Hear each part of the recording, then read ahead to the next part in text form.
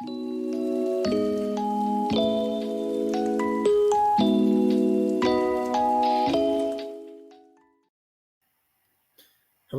beautiful people. Thank you for coming to my page today. It's a wonderful thing to see you.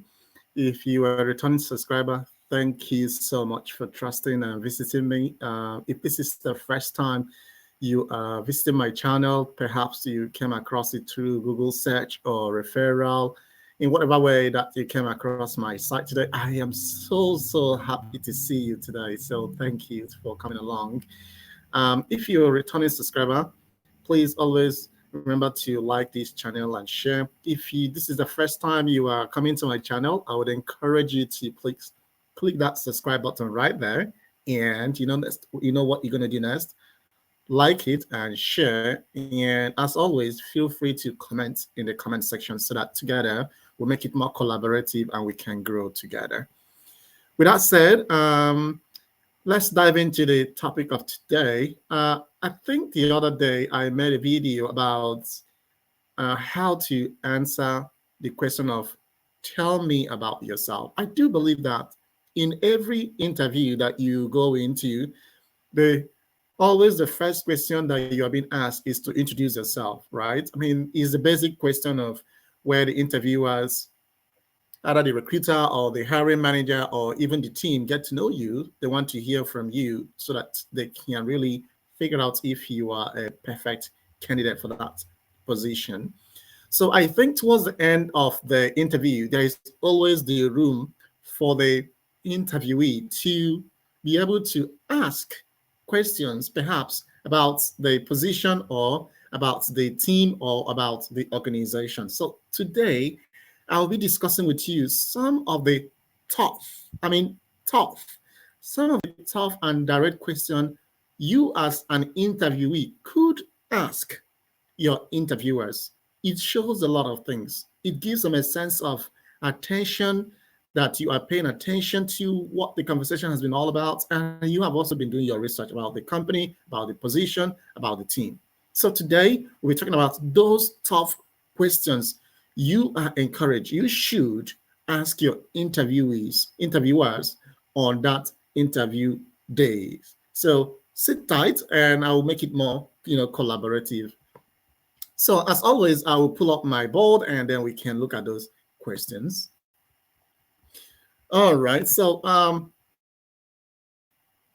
again, my simple recommendation is for you to make this section very interactive. Remember, even if you're coming to the interview section nervous, anxious, the secret I have always figured out is the interviewers are always feeling the same way as you.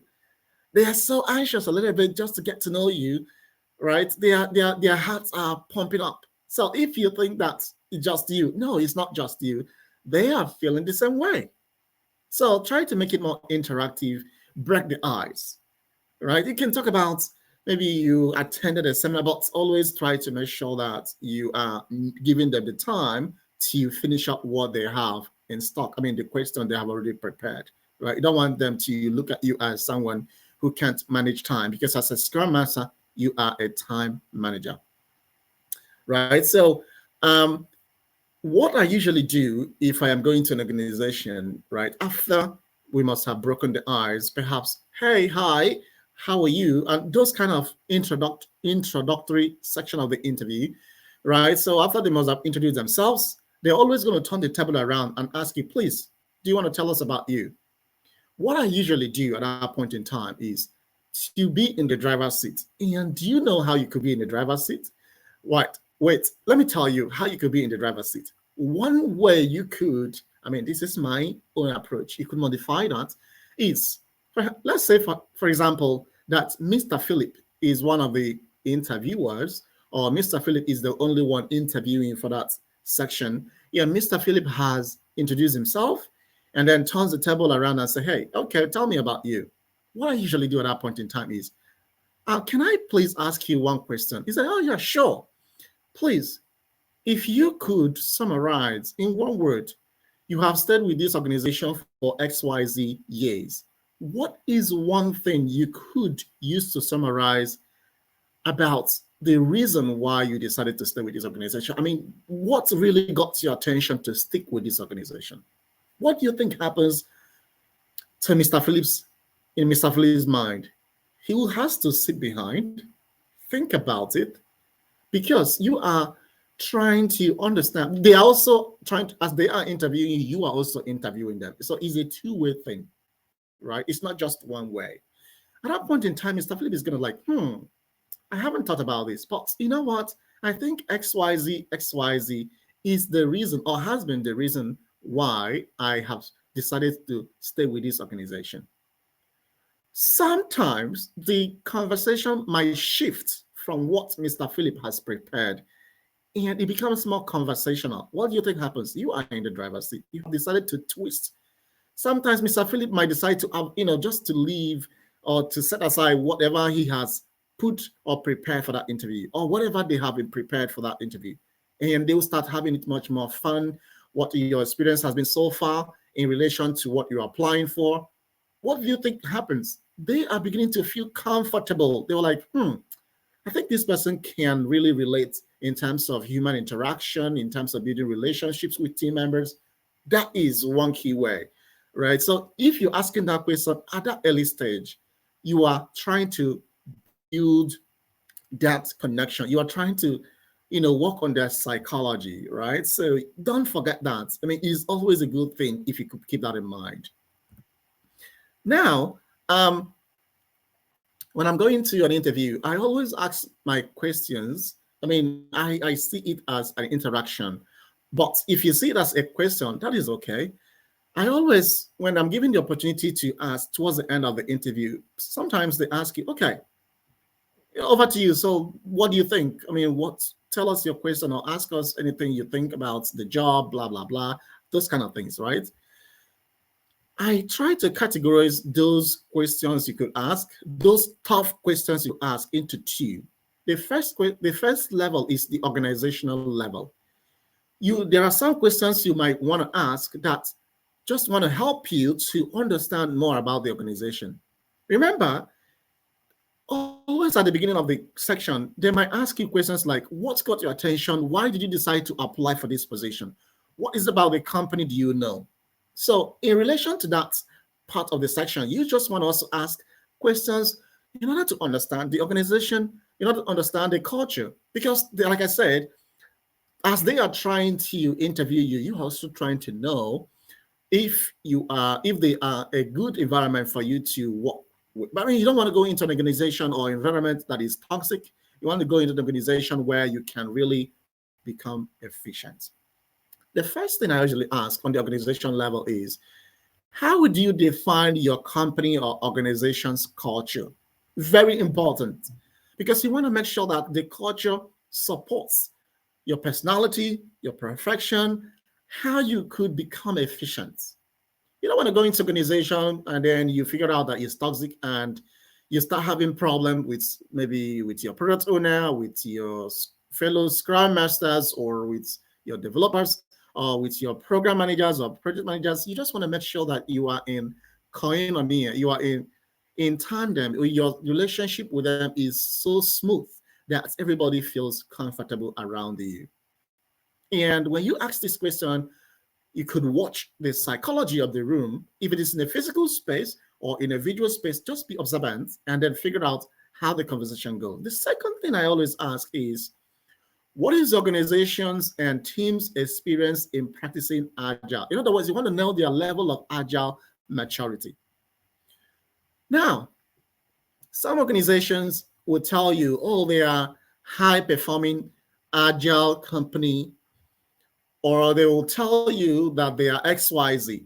But when you listen to their responses at that point in time, sometimes you discover that either of Scrum bots or Agile bots. What does that mean? Some companies are professing to be doing Agile rather than being Agile. I've said this a number of times. To do Agile or do Scrum is different from being Scrum or being Agile. One, which is to do, is to borrow the Agile practices, those ones that people wants to implement, and then they leave behind others. Some people have argued that it's really difficult or challenging or impossible to really apply Scrum and Agile in total, like totally. So some people decide not to go with Scrum by the book. They decide to apply, or let's say go with daily stand-up and leave the sprint planning, or do with sprint planning and don't do daily stand-up. So you just want to understand, what is that level of agile maturity? Are they within that level of Scrum bots or agile bots? You just want to understand.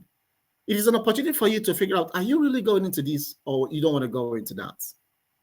It is also an opportunity for you to have that conversation. There was a time I was also going in the interview, and one of my interviewers, she started talking about how the team has been, doing Scrum, and then they decided not to do this, and then they decided not to do that. And I asked her, "You think that is Scrum, or you think that is Scrum bots?"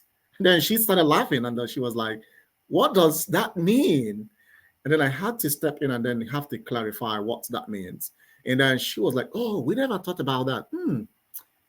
And towards the end of the conversation, she made a statement that let me know that she was interested, or she was looking forward to working with me. The third question is, could you tell me what the organization's challenge is, and how would you expect a Scrum Master to help resolve it? I mean, when a company is interested to hire a Scrum Master, there is always a challenge, or there is always a gap that they want to fill in, right? So you just wanted to use that to ask that question, because you just want to prepare yourself. Potentially they hire you. You don't want to be taken unawares, right? So sometimes, I mean, in my interaction with some other Scrum Masters, or some people that are potentially interested in becoming a Scrum Masters, when they ask them in an interview, "What questions do you have for us?" They say, "I don't have any questions. You have covered it all." What do you think happens? They were like, "Okay, he's just an okay person, or she's an okay person. There's nothing really special.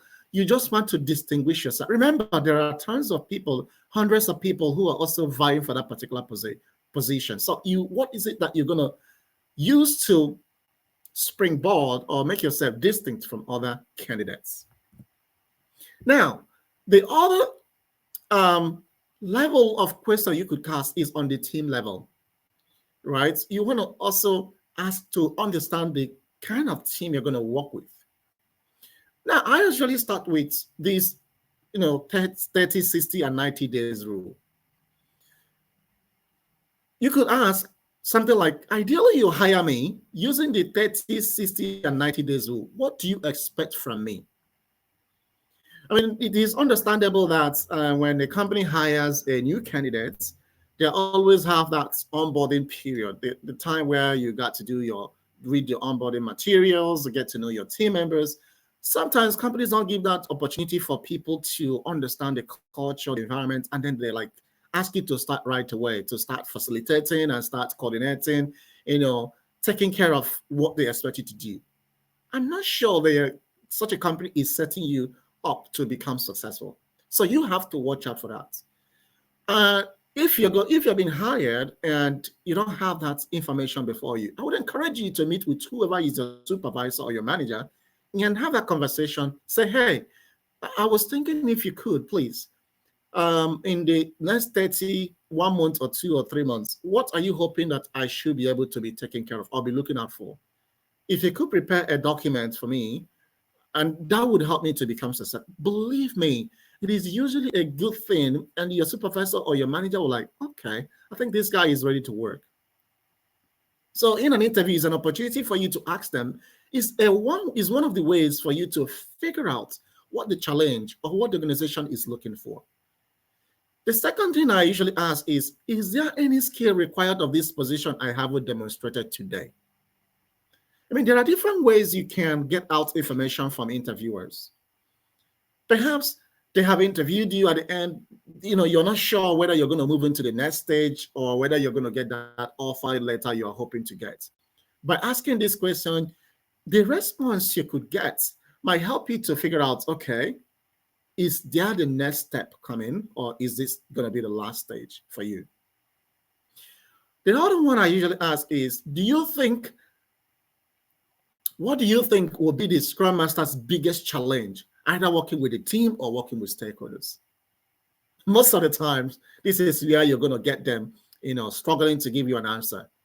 Because believe me, sometimes when you have that, I mean, usually when you go to an interview, I think I have to take a step backwards, okay?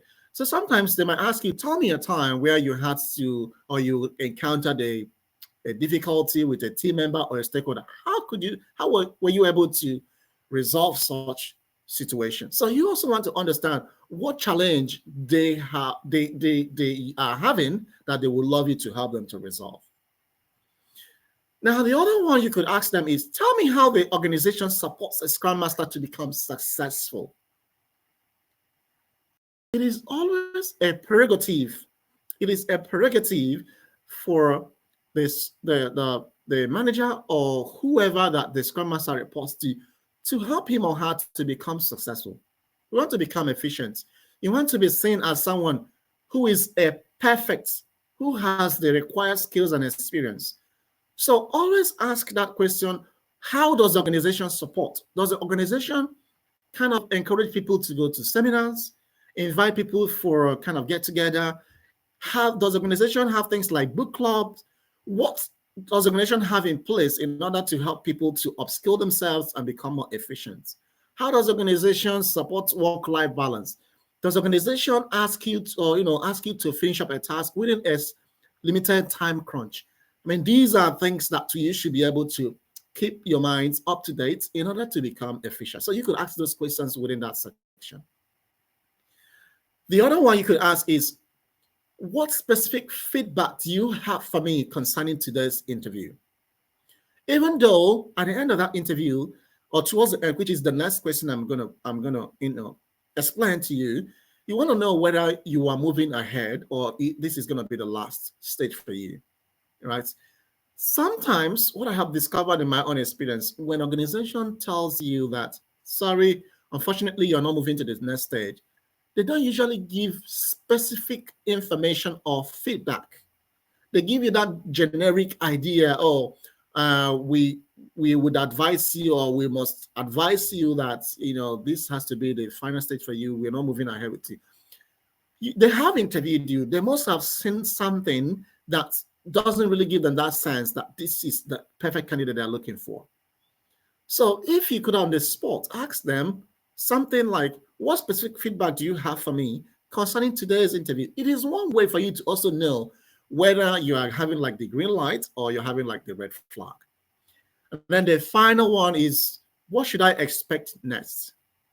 It is always, it could be very frustrating. You have gone for an interview and some days have passed, some days have gone by, but you haven't heard anything. Either they are going to proceed with you or not.